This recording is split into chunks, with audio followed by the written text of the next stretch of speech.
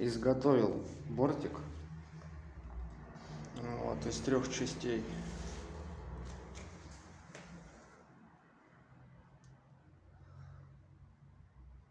Склеил и потом его будем устанавливать сразу вот сюда.